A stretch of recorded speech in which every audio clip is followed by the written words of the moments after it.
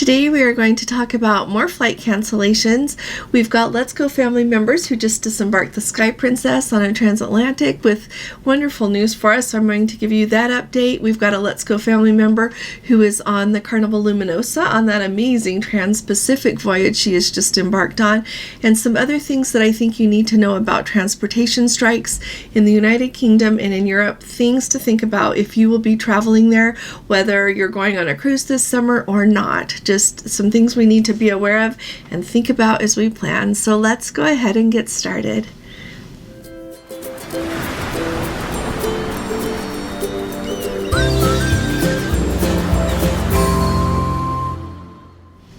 Hi there, this is Allison with Let's Go Travel Tips. Today is April 15th of 2023. It's Saturday, and I wanted to start off really quick. Thank you all very much for your wonderful birthday wishes. You are all so very kind to me, and I want you to know that I really appreciate it, and it means an awful lot to me. So thank you over on Facebook and here on YouTube. Thank you very much. Also, I wanted to let you all know we've been talking about Fort Lauderdale in the news the last couple of days because on Wednesday they received so much rain, like 14 to 20 inches depending on where you were in that city in a very short amount of time. So they did have a lot of trouble with flooding. Like on Thursday, the airport was closed. Yesterday, the airport opened again. And I just wanted to let you know we've got a Let's Go family member both flying in today who notified me, as well as one who is coming back into port on the Caribbean Princess. And both of them reported that things seem to be going very smoothly. Just a couple of delays here and there, but nothing significant. So I thought that was really good news. It bodes well for all of you embarking on a cruise today, tomorrow, and all the days after for the foreseeable future. So I'm glad that's really good news.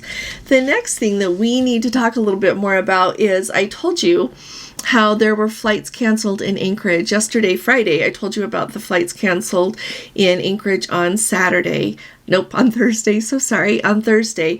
Well, it turns out that ash cloud has been more significant and stayed longer in one place than they anticipated. So yesterday, in the course of everything impacted with that ash cloud, there were hundreds of flights canceled that were associated with Anchorage, both trying to leave Anchorage as well as people trying to get into Anchorage. Like one person let me know that she was trying to fly from Hawaii into Anchorage and her flight was canceled.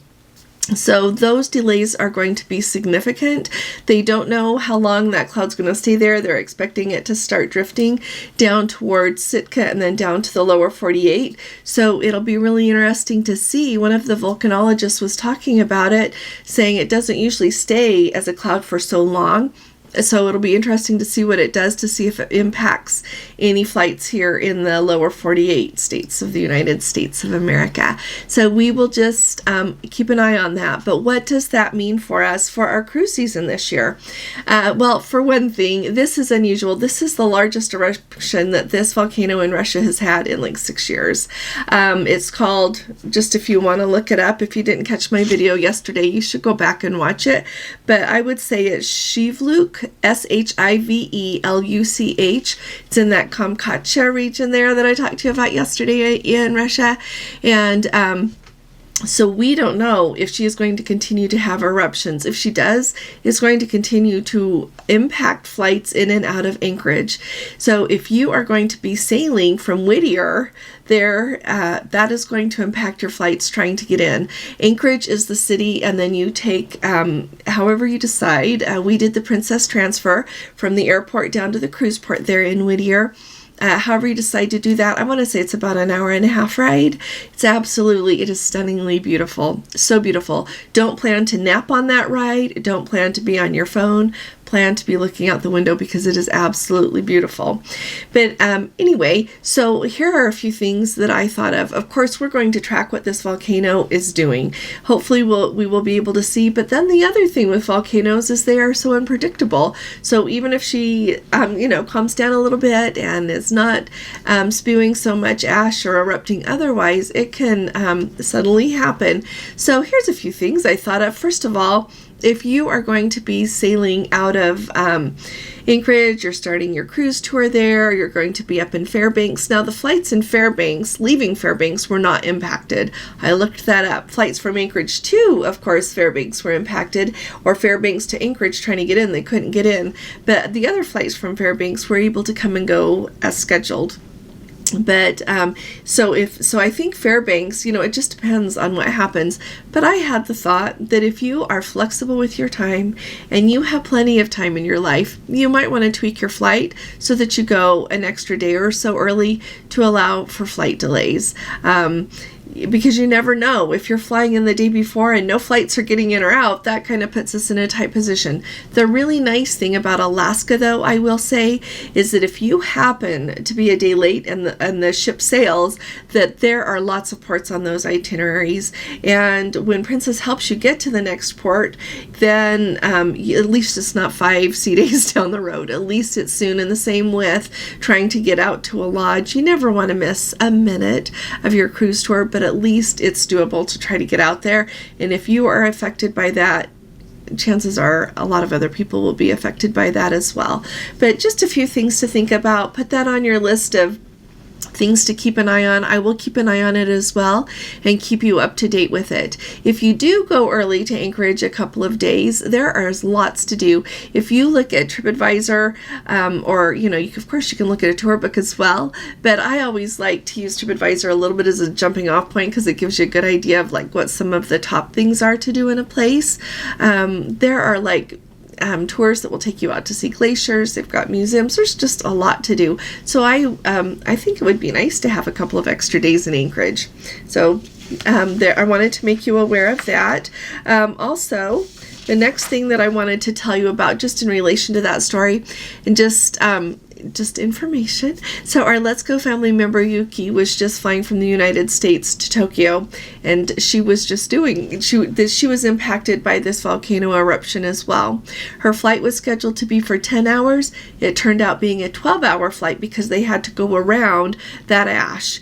And so she said that luckily Tokyo was her final destination, but a lot of people on her flight were left scrambling because they were supposed to be making connecting flights to go to other places.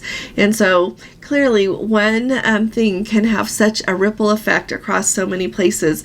I just wanted to let you know that that's just another thing that happened due to that. And I am always so happy to hear from all of you with your travel experiences. It just helps inform us all and helps us to be a little bit more ready and think things through before we go somewhere.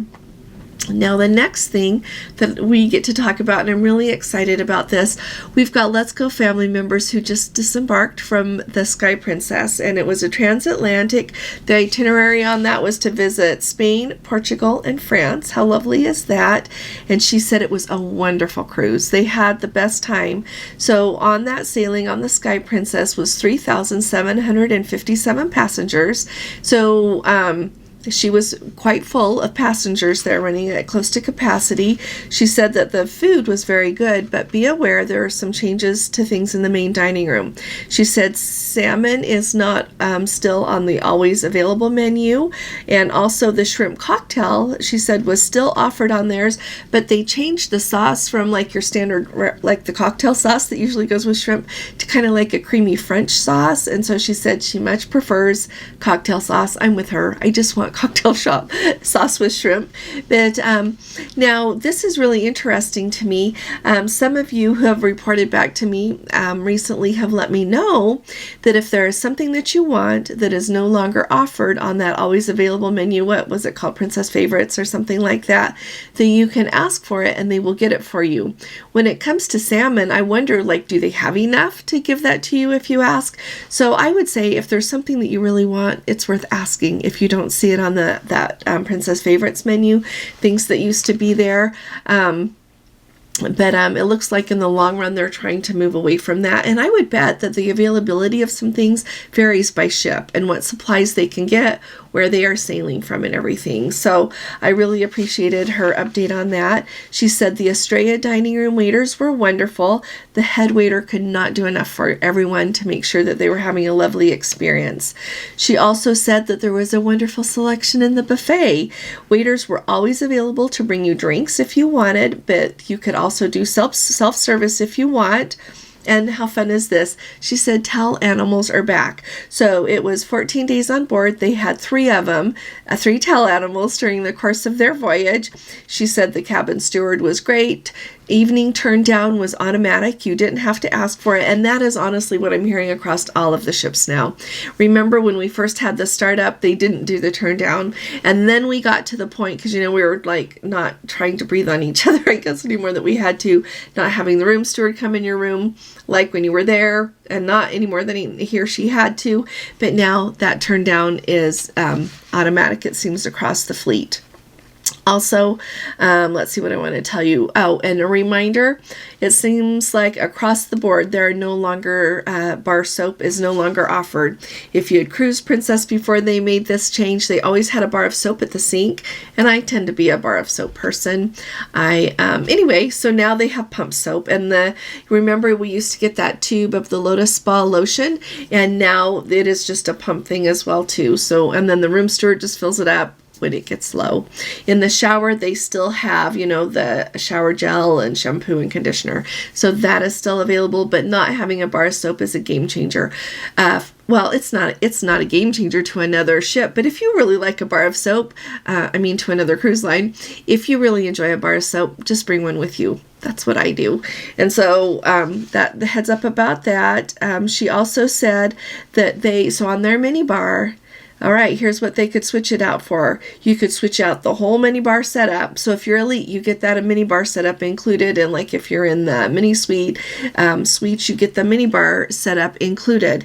You could switch the whole deal out for 1 bottle of wine, or you could have it be all soda or all water, like not a mix. And that's what you get. Still no trade-offs for coffee, no coffee cards. And on the Sky Princess so far, none of that Lavazza coffee yet. And here is a fun update. Some of you asked me this, so I love that she included this. She said that in their cabin there was a nice electric water kettle, the Bodum Bistro brand, with teas and instant coffee. So surprised. Me too, because and it'll be fun. So all of you who are going on these cruises, let us know if there's a hot water kettle, because there are some people that really like that perk. But usually, so very often, I have never been on a sailing with a hot water kettle in it. I have sailed round trip up from Southampton up to Norway. We have sailed to the Baltic, just all of these in the Mediterranean. I've done that, I think, 5 times now. Never a hot water kettle. So let us know. I wonder if they're adding them on all of their ships that will be in Europe, or kind of what the plan is. So let us know. So that's exciting. Finally, she said, and this is a heads up, she said never had they seen so many tuxedos on formal night. She said that her husband brought a suit with his tie and he felt underdressed because there were so many tuxedos. She said that the Brits really do like to dress up. And I'm going to second that. When we went on our sailing round trip out of Southampton to Norway, it was the 2-week Land of the Midnight Sun sailing right at the end of June in 2018. There were lots of British people on board, and I loved it. They put on their tuxedos for dinner, and they look so beautiful. So I don't know that Gordon would take a tuxedo with him, but keep in mind, honestly, that some sailings you're going to see more of something. Yesterday I talked to you about how in Alaska you will see a little bit of that, but it seems more relaxed overall. If you are going on a sailing out of Southampton, if you feel like you want to be everybody is different about how they feel about things. If it would bother you that people are way dressed up and you're just not, take something dressier with you. That would be my advice. But I do think it's beautiful. I think it's fun. I love to see people that get dressed up and celebrate things, but But at the same time, I understand that there's people that celebrate just as well, not quite so dressed up. So do, I would say, whatever works best for you. But I love that she included that fact so that we could all be aware of it. She said that there were 3 production shows that were all excellent, but this is new. They ran a little bit later. The first one was at 8 p.m. and the second one was at 10:15 p.m. So I wonder if they're doing that to accommodate more people being able to get through dinner time and then be able to go to the show. I don't know. If the show doesn't start until 8:15 instead of 7 or 7:30, I can see that it might ease a little bit of the dinner rush of people wanting to all sit down to eat like at 5:36, so that you've got a little bit more wiggle room there. Tell me what you think about that. And then finally, she said that the Sky Princess will be going into dry dock next week. And so one of the big changes she pointed out is that Bistro Sur la Mer, the more French restaurant, that is going to be changed out to the Catch by Rudy during this dry dock. So it'll be kind of fun to see if they make any other changes that we are hearing about that have taken place on the Enchanted Princess. She's out of dry dock today and ready to go again. So, yeah, we're so many things to look forward to here, huh? So, there you go. That's how things are going on the Sky Princess. Absolutely splendid. I cannot tell you, after this long time of the restart, when things were going great and then everything sagged down, and things are getting better. And I find that very encouraging. I think that's wonderful. Now, we do have a Let's Go family member on that amazing sailing of the Carnival Luminosa starting in Brisbane. I can't remember. I think it ends in Seattle. I was trying to remember if it ends in Vancouver or Seattle sitting here. I think it ends in Seattle. And so this is really interesting. John Heald put out a statement yesterday, and he's with Carnival. He's kind of like their brand ambassador kind of guy. But he was saying how on this sailing of the Carnival Luminosa and the next sailing of the Carnival Spirit, that they were not going to be able to do that priority embarkation because there were so many platinum and diamond guests on board. That is the group that would get that priority embarkation. But because such a large chunk of that sailing is those people, that there is no way logistically possible to priority board that many people. And so just to have a heads up, they have gotten a lot of backlash for that. A lot more than I would expect.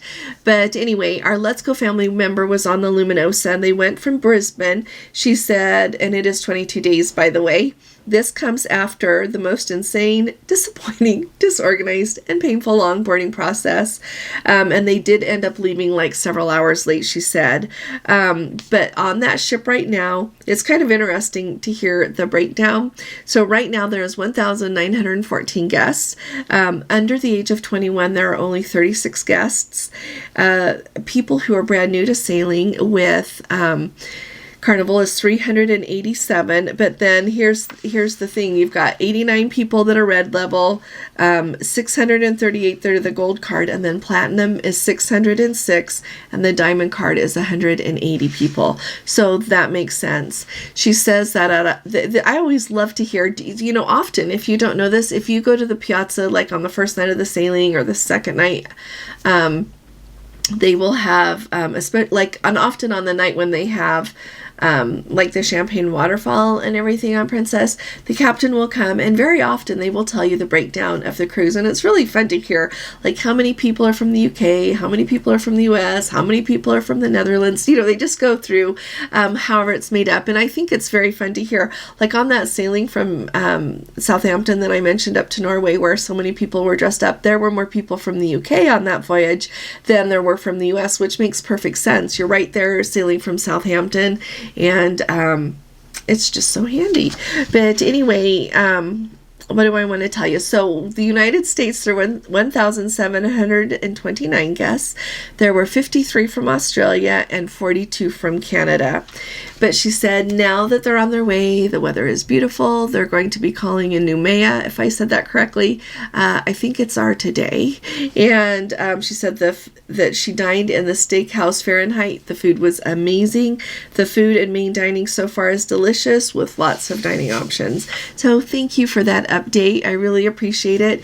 You all are so awesome. Thank you for sharing that. You're welcome to put things. We'd love to have you join us on our Facebook group.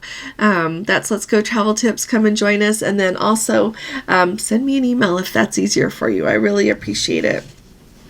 Now, the last thing we need to talk about today is what you need to be aware of with travel strikes, transportation strikes in the United Kingdom.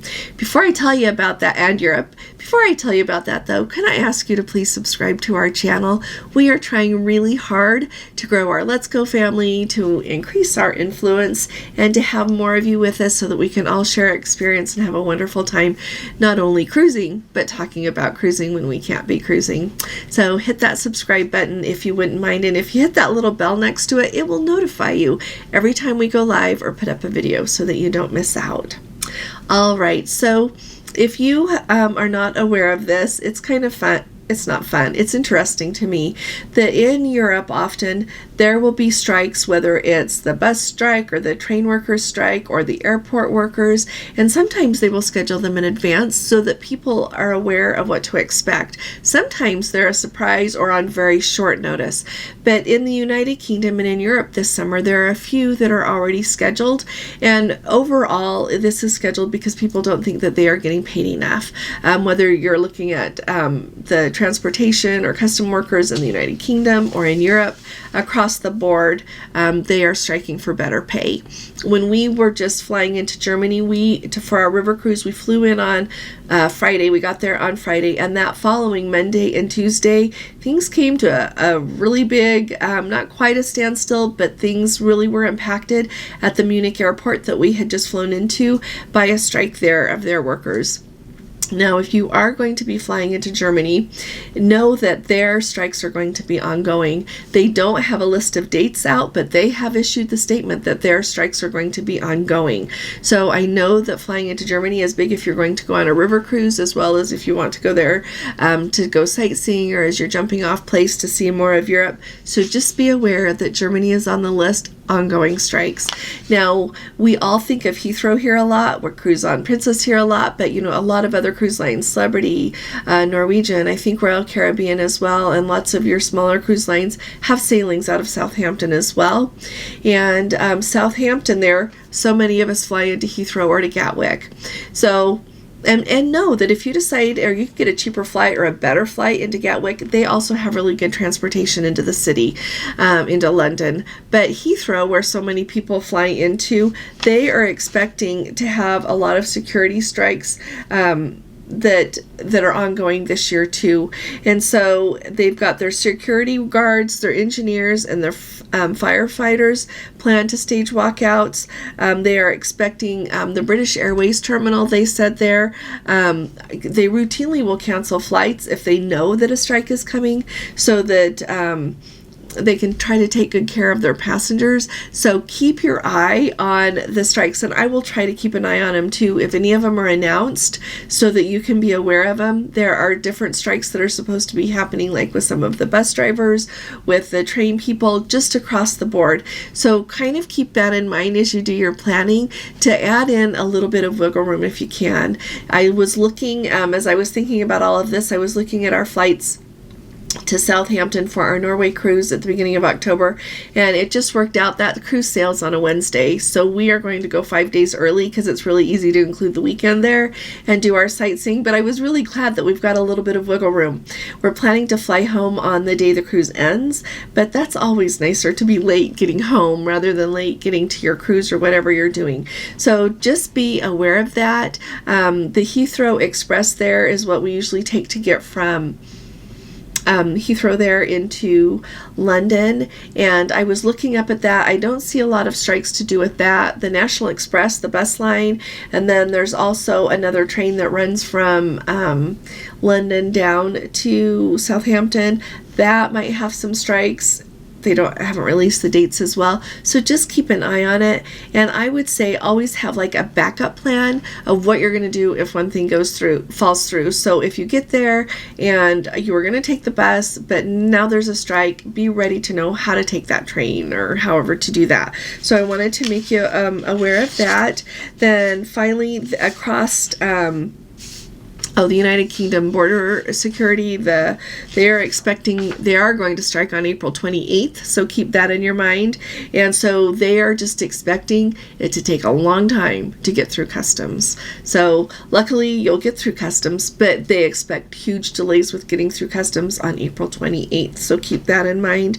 They are expecting to have a lot of ground strikes also in Spain and several other places around Europe. So just keep your eye out. It'll be interesting to see what happens in France. I know that there are some Princess cruises and other cruise line cruises that call in the Port of Le Havre in France there, and with the changes that Macron is making with the retirement age, there's been a lot of unrest with that. So we'll just have to keep an eye and see, and hopefully it won't impact anyone's cruise. At the same time, I know that tourism is really big there. Luckily, the Port of Le Havre is further over from Paris, but at the same time they are having some strikes to do with people unloading container ships there. So I've read about that, but hopefully that won't impact the cruise lines. So we'll keep our eye out. But if you've got any questions about that, let me know. So with everything with this going on with the volcano and everything going on with possible strikes in different places in Europe, does this make you want to go a little bit earlier on your cruise, tweak your travel plans at all? Let me know what you're thinking, and let me know as well what you are looking forward to most this summer, what trip you're looking forward to the most, what cruise you're looking forward to, or if you don't have something booked and you are still trying to figure it out. Thank you so very much for being here with me. I look forward to hearing from you. If you appreciate this video, give us a thumbs up. If you haven't subscribed yet, please do. Thank you so very much. I'll be talking to you all again really soon. You all take really good care. God bless you. Love you. Bye-bye.